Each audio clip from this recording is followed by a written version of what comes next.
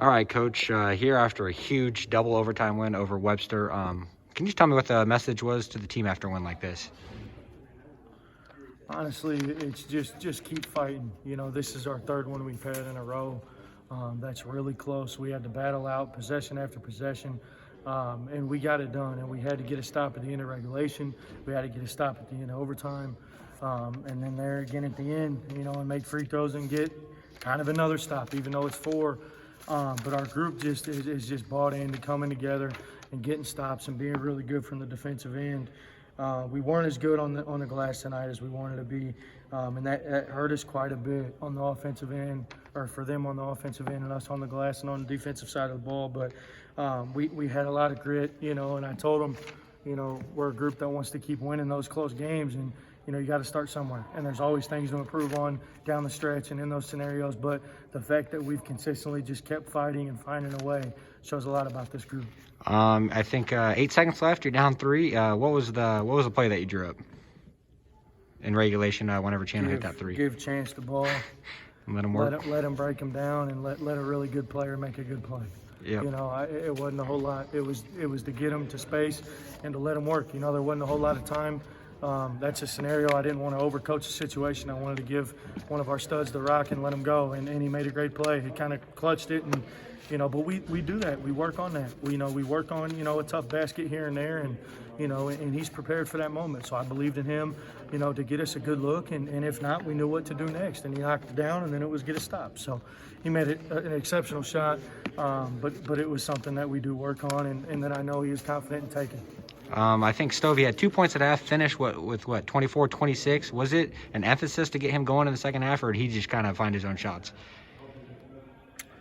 He got to doing what makes him really good, and the changes that he's made in his game, and it's getting to 2, being under control, controlling his body. Stovey's somebody I've talked about before. Right. He's so athletic.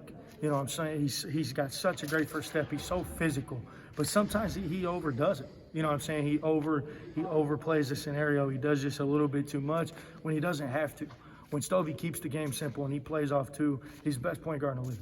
You know, and he's somebody that can score the ball. He can find shooters. He rebounds the ball. He can shoot it from 3. He can get to the mid-range. He can get to the rack. He can score at the free throw line. He's a complete player.